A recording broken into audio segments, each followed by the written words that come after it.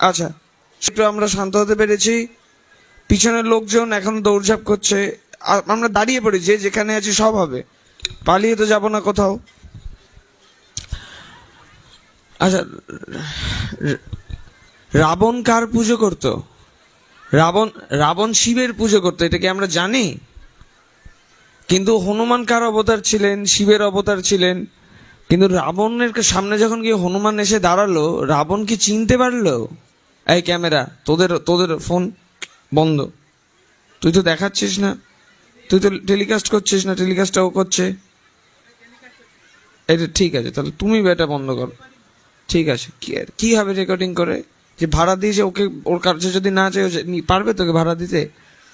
যেটা বলবো সেটা করবেন। আমাকে দেখতে এসেছেন, সবাই আমাকে দেখতে এসেছে, আমার কথাটা শুনে চলতে হয়। বন্ধ করুন। হ্যাঁ, তো তারপরে বিষয়, এখন একটা মোবাইলে ফ্ল্যাশ জ্বলছে নিজের। আচ্ছা শোনো, একটা কথা বলছি। আমার আমার প্রচুর লোকজন আছে, যদি আমার ভিডিও আমি ইন্টারনেটে দেখতে পাই, তোমাদের আইডিতে আমি রিপোর্ট করাবো, রিপোর্ট করি আইডিটাই ডিলিট করিয়ে দেবো। ঠিক আছে? তাই নিজেদের আইডিটা যদি না হারাতে চাও তাহলে ভিডিও করবে না, আমার কোনো ছবি ভিডিও কেউ পোস্ট করবে না। ওখানে ফ্ল্যাশ জ্বলছে, আপনাদের পিছনে ঘোরার চেষ্টা করুন, দেখেন একটা মোবাইলে ফ্ল্যাশ জ্বলছে, বন্ধ করান প্লিজ। হ্যাঁ ঠিক আছে, আমরা এই এই দাঁড়ান, আমরা মুহূর্ততে একটু বাঁচতে শিখি, বেশি সময় নেই, 10 মিনিট সময় পাবো। আচ্ছা, রাবণ শিবের পুজো করতো, হনুমান শিবের অবতার ছিলেন। কিন্তু হনুমান যখন লঙ্কায় গিয়ে দাঁড়ালেন রাবণের সামনে, যেই রাবণ সাধনা করত, সারা জীবন সাধনা করেছে যে প্রভুর, তাকে তো চিনতে পারলো না। এই এই চুপ থাকতে বলছি না সবাইকে, কাই কাই কাই কাই করে যায়। হ্যাঁ, এইবার তাহলে রাবণ কেন চিনতে পারলো না?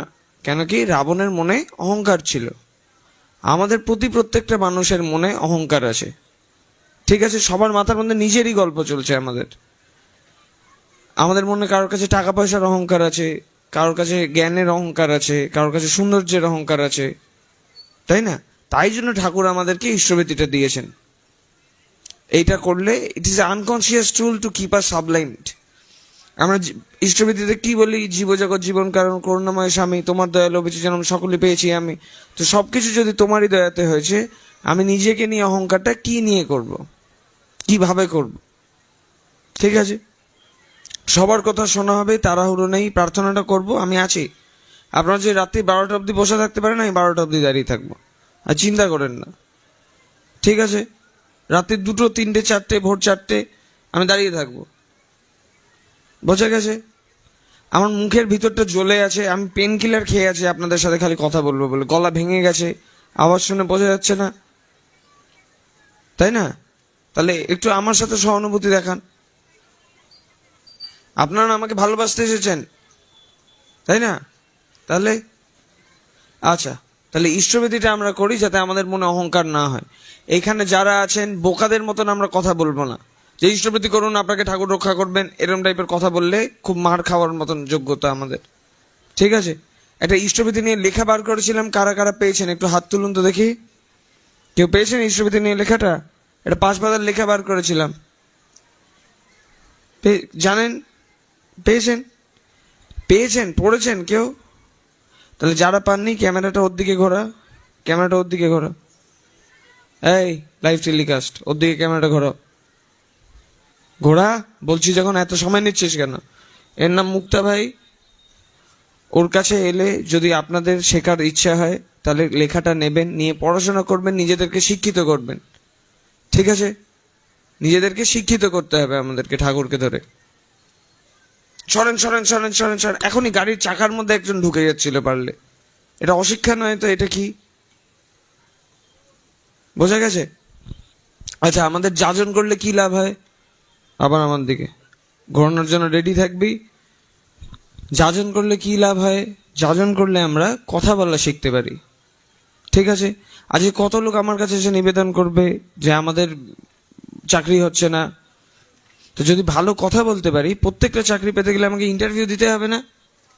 তো চাকরিটা যদি আমি ইন্টারভিউ দিয়ে পাই, তাহলে প্রত্যেকটা ইন্টারভিউতে গিয়ে আমাকে মুখে কথা বলতে হবে। ঠিক আছে, তো তো আমি যদি ভালো যাজন করতে পারি তাহলে আমি ভালো কথা বলতে পারবো, আমার প্রত্যেকটা ইন্টারভিউ ক্র্যাক হবে। আপনারা যারা মায়েরা বসে আছেন তারা সারা জীবন হয়তো নিজের শাশুড়িকে দিয়ে রান্না করিয়ে জীবনটা কাটিয়ে দিতে পারতেন, যদি আপনারা শুধুমাত্র ভালো কথা বলতে পারতেন, তাই না? আমি যখন ক্লাস 2-3-তে পড়ি, দেওঘরে সৎসঙ্গ তপবন বিদ্যালয় আছে, ঠাকুরের স্কুল, আমরা ঠাকুরের জন্মবারে সেই স্কুলটা ছুটি দেওয়া হয়, সেটা শুক্রবার। আর আমার বাবা মা আমাকে একটা বিচ্ছিরি স্কুলে ঢুকিয়ে দিয়েছিলেন, সেটা রবিবারে ছুটি দিত। তা আমার সব বন্ধুরা মিলে একদিন ডিসাইড করলো যে আমরা ক্রিকেট খেলবো, শুক্রবারে একটা ম্যাচ হবে। আমি ক্লাস 2-3-তে পড়তাম, আমিও গিয়ে আমার বাবা মাকে বললাম যে আমাকে স্কুলটা ছুটি দিতে হবে। তা আপনারা কি আপনার ছেলে মেয়েকে স্কুলটা ছুটি দেবেন? দেবেন না? না, আমার বাবা মা আমাকে ছুটি দেয়নি ক্রিকেট খেলার জন্য। কিন্তু আমার কাছে তখন মানে বুদ্ধিটাই সব থেকে ব্যাপার, যে ছুটিটা আমার চাই। এর বাবা দেননি মানে কেউ ছুটি করে দেবে না আমাকে। আমি স্কুলে গেছি, স্কুলে গিয়ে আমি ভাবলাম আমার একটা ইংরেজির মাস্টার মশাই ছিল, তিনার নাম এসপি চ্যাটার্জি, আমরা এসপিসি স্যার বলে ডাকতাম। তাকে গিয়ে আমি বললাম যে স্যার আপনার সিগনেচারটা আমার দুর্ধর্ষ লাগে, আমি বড় হয়ে আপনার মতনই সই করতে চাই। বলে অনেকক্ষণ ধরে ওনার প্রশংসা করলাম। এর প্রশংসা করার পরে আমার খাতার পিছন দিকে তিনি খালি খাতায় আমাকে একটা সই করে দিলেন। আমি নিচে ডেট লিখলাম, ডেট লিখে সুন্দর করে নোটিশ লিখলাম যে এত তারিখ শুক্রবারে আমার স্কুল ছুটি। তারপরে গিয়ে আমি ম্যাচটা খেলেও নিলাম। পরবর্তীকালে বাবা জানতে পেরেছেন হয়তো, সেই দিন কিন্তু আমি জিনিসটাকে ম্যানেজ করে নিয়েছি শুধুমাত্র কথার জোরে। এখানে দেখো, এই গুড্ডু আয়া গিয়া ফেসে গেছে, খুব ভালো। আচ্ছা, এখানে এই দেখেন, ওটা এই ছেলেটা যেটা দাঁড়িয়ে আছে ওটা ডাক্তার, ও চাকরি সেরে নিয়ে আমার সাথে ঘুরে ঘুরে বেড়াচ্ছে। এই যে ওইদিকে ক্যামেরাটা ঘোরাও, একদম ওই কোনায়, স্পিডে। এত সময় নেই, প্রার্থনার সময় হয়ে গেলে বসে পড়বো আমরা আবার। ওনার নাম সাহু স্যার, উনি একটা কলেজের, উনি আইআইটি গুয়াহাটির প্রফেসর। তার পাশে দেখো তিনসুকিয়া ইউনিভার্সিটির প্রফেসর দাঁড়িয়ে আছে। কলেজ মানে ছুটি করে চলে এসেছে। কেন? ঠাকুরের কাজ করে, কথা বলতে পারে। তোমরা জয় টাকা দিয়ে এগুলো ভাড়া করেছো আর প্যান্ডেল বানিয়েছো, যদি ঠাকুরের কথা বলতে পারতে আধা দামে করে নিতে। এই এলসিডি 5 স্কয়ার ফুট কত করে নিয়েছিস? কত টাকা? 80 থেকে 100 টাকার বেশি কিন্তু 1 ইঞ্চি দেওয়া উচিত না তোদেরকে, জানিস তো? কিন্তু তোরা কিন্তু 180 টাকা 120 টাকা করে নিয়েছিস, তাই না? এই লোকগুলো মূর্খ বলে এরা কিন্তু মাথা কেটে নিতে পেরেছে। যেহেতু বুদ্ধির বিকাশ হচ্ছে না আমাদের ঠাকুরকে ধরে, তাই জীবনটা এইভাবে চলছে। ওরা নিগোশিয়েট করতে জানে না। এইটার জন্য যাজনটা আমাদেরকে দেয়া হয়েছে। মানুষ বুড়ো চুল পাকলে বা বয়স বাড়লে হয় না, মানুষ বুড়ো সেই দিন হয় যেদিন মানুষরা শেখা ছেড়ে দেয়। আমাদের একজন ডাক্তারবাবু আছেন, গুরুভাই ডাক্তারবাবু, তিনার নাম স্বরূপ চক্রবর্তী। তিনি সার্জারি করেন। মানুষের শরীরে গল ব্লাডার বলে একটা অংশ আছে, আমরা জানি মানুষের শরীরে একটা গল ব্লাডার বলে অংশ আছে। সেই গল ব্লাডার অংশটাতে আগেকার দিনে যখন গল ব্লাডারের সার্জারি হতো তখন পুরো পেটটাকে কেটে সার্জারিটা করতে হতো, ওপেন সার্জারি করা হতো। কিন্তু এখনকার দিনে ল্যাপ্রোস্কোপি করা হয়, 4খানা পেটের মধ্যে ফুটো করা হয়, একটা দিয়ে ক্যামেরা ঢোকায়, একটা দিয়ে জল ঢোকায়, আর বাদ বাকি দুটো জিনিস দিয়ে ইনস্ট্রুমেন্টস ঢুকিয়ে জিনিসটাকে সেটেল করার চেষ্টা করে। এটা বোঝা গেছে? আচ্ছা, তো কি হয়েছে, তিনি আগেকার দিনে ডাক্তারি পাস করেছেন, তখন ওপেন সার্জারি হতো। তো তখন তিনাকে যা প্রফেসররা শিখেছে তিনি সেটাই শিখেছেন। আর এখন তিনি একটা কলেজের প্রফেসর, কিন্তু তিনি সময়ের সাথে নিজেকে ল্যাপ্রোস্কোপিটা শিখিয়ে উঠতে পারেননি। তাই কি হয়েছে, যে নতুন স্টুডেন্টরা যারা তার কাছে শিখতে যায়, উনি তো ওপেন ছাড়া পারেন না করতে, ল্যাপ্রো করার অভ্যাস নেই, তাই উনি এখনো ওপেন সার্জারি করছেন। আর নতুন যে ছাত্ররা তার কাছে শিখছে তারা বলছে এই মাস্টার মশাই বুড়ো হয়ে গেছে, কিছু জানেই না। কেন কি? সে সময়ের সাথে শিখে উঠতে পারেনি। আপনারাও যদি সময়ের সাথে শিখতে না পারেন তাহলে আপনারাও বুড়ো হয়ে যাবেন। আমরা বলি না ঠাকুরের কাজ ভূতেরা করে, ঠাকুরের কাজ ভূতে করে, তাহলে আমরাই হচ্ছে সেই ভূতগুলো। এখন যতদিন বেঁচে আছি ততদিন ঠাকুরের কাজ করব, আর মরে যাওয়ার পরেও আমরা ঠাকুরের কাজ করব। এটা বোঝা গেছে? শোনেন এবার,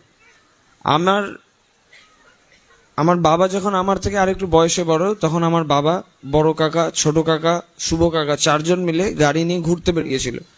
দেওঘরে মানিকপুর বলে একটা জায়গা আছে, কন্টেসে গাড়ি নিয়ে ঘুরতে বেরিয়েছিলেন। তো গাড়ির মধ্যে হুইল ক্যাপ হয় না, গাড়ির চাকার মধ্যে একটা রূপালী কালারের একটা জিনিস থাকে, তো ওটা খুলে পড়ে যাচ্ছিল কোনো কারণে।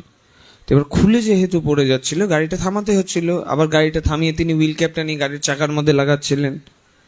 আবার একটু দূর যাচ্ছিলেন, আবার হুইল ক্যাপটা খুলে পড়ে যাচ্ছিল।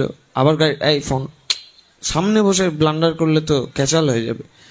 আচ্ছা, আবার হুইল ক্যাপটা খুলে পড়ে যাচ্ছিল। ঠিক আছে, এরকম 2-3 বার হয়েছে, বাবাদেরকে বারবার বারবার গাড়িটা থামাতে হয়েছে।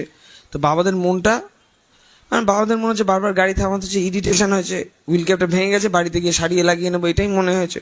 নিয়ে তিনি সিটের নিচে হুইল ক্যাপটা ঢুকিয়ে গাড়িটা চালানো শুরু করেছেন। আগেকার দিনে গাড়ির চাকায় এরকম হুক সিস্টেম হতো, ঠিক আছে, আর ওপরে এরকম একটা লিভারের বক্স লাগানো থাকতো, সেই হুকটা ভেঙে যায়, গাড়ির পিছনের দুটো চাকা বেরিয়ে যায়, গাড়িটা 3বার পাল্টি খায়। সিপাইদা গাড়ি চালাচ্ছিলেন, আমার বড় কাকা, স্টিয়ারিংটা এসে বুকে লাগে, বুকের 4খানা হাড় ভেঙে যায়। 3 মাস অপারেশন করে শুয়ে থাকতে হয়েছিল। আমার বাবা আচার্যদেব, এখনকার আচার্যদেব দাদা, তিনার মাথা ফাটে, বিঙ্কিদা পায়ে লাগে, শুভদা সবাইকে গাড়ির থেকে বার করতে করতে পায়ের নিচেরটা পুরো জ্বলে যায়। এই গল্পটাতে আমরা ফিরে আসবো আবার, ঠিক আছে। একটা প্রশ্ন আছে, আমি আমার মাকে বেশি ভালোবাসি না আমার মা আমাকে বেশি ভালোবাসে?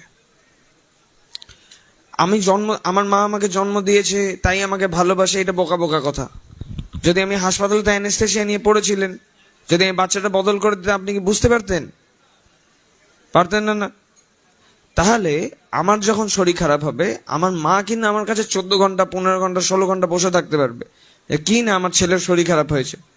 কিন্তু আমার মার যখন শরীর খারাপ হবে, আমি 3 ঘন্টা 4 ঘন্টা, খুব বেশি হলে 5-6 ঘন্টা, এর থেকে বেশি কিন্তু বসতে পারবো না। তো ভালোবাসা জিনিসটা অনুভূতি নয়, ভালোবাসা জিনিসটা কর্ম। আমি যখন কারোর জন্য বা কিছুর জন্য করি, তখন আমার তার প্রতি বা সেই জিনিসটার প্রতি ভালোবাসা তৈরি হয়। একটা বাচ্চার কান্নার আওয়াজ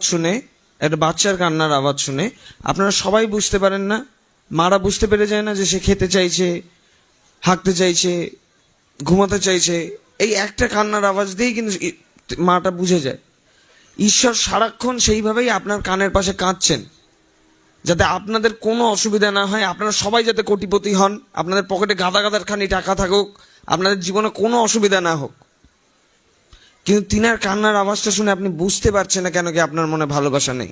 সেই দিন যেইভাবে আমার বাবা বুঝতে পারলেন না, গাড়ির হুইল ক্যাপটা ঠাকুর ফেলছিলেন সংকেত দেওয়ার জন্য যে আগে যাস না, বিপদ আছে।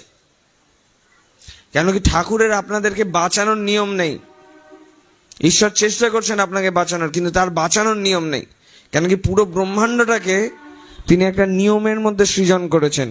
তো ব্যক্তি বিশেষে তিনি নিয়ম ভাঙতে পারেন না, তার এটা সম্ভব না, তার দ্বারা, তার নিয়ম নেই এটা করার। আমার মাথার মধ্যে দেখুন একটা অ্যাক্সিডেন্টের দাগ হয়েছে, এটা আমি লকডাউনের মাঝামাঝি ঘটিয়েছি। হারমোনিয়ামটা লাগালিয়া ধ্রুব দিদিপন, ঠিক আছে। আমি এই ঘটনাটাই লকডাউনের মাঝখানে ঘটিয়েছি, 13খানা স্টিচ পড়েছে। এই দিন কিন্তু ঈশ্বর আমাকে বিভিন্ন রকম ভাবে এসে বলেছিলেন যে আগে যাস না, আগে যাস না, আগে যাস না। কিন্তু আমার মনের ভালোবাসার অভাবের জন্য আমি বুঝতে পারিনি আবার। তা আপনারা যারা যারা কষ্টে আছে, এই ফোন কেড়ে নেব কিন্তু এবার, মূর্খ ছেলে। এই তোরও ফোনটা বেরিয়ে আছে মনে হচ্ছে, আচ্ছা, এটা বোঝা গেছে। তো ঈশ্বর সব সময় আমাদেরকে বাঁচানোর চেষ্টা করছেন, রক্ষা করার চেষ্টা করছেন, কিন্তু আমরা তার কথাটা বুঝতে পারছি না। কেন কি আমাদের তার প্রতি কর্ম নেই।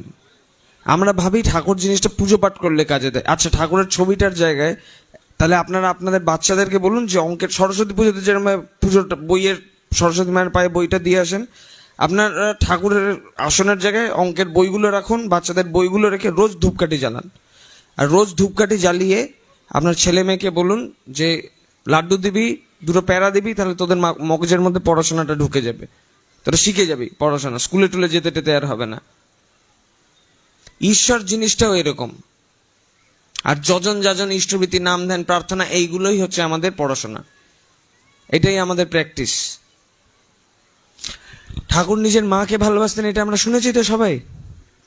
তো ঠাকুর একবার কলকাতায় যান, এই গল্পটা আলোচনা প্রসঙ্গে পড়লে পাওয়া যাবে। তো ঠাকুর কলকাতায় যাওয়ার সময় নিজের মাকে বলেন যে মা, তুমি কিন্তু কলকাতা আসবে না, আমি এখন যাচ্ছি, তুমি একদম আসবে না আমার কাছে। তো ঠাকুরের মা 2-3 সপ্তাহ বাদে নিজের ছেলেকে না দেখতে পেরে মন খারাপ করে ঠাকুরের কাছে চলে যান। এবার ঠাকুর নিজের মাকে দেখে কান্নাকাটি করছেন যে মা, আমি তোমাকে বারণ করলাম, তুমি কেন এলে আমার কাছে? চেঁচামেচি করছেন, দৌড়ঝাঁপ করছেন, ওইখান থেকে ঠাকুরের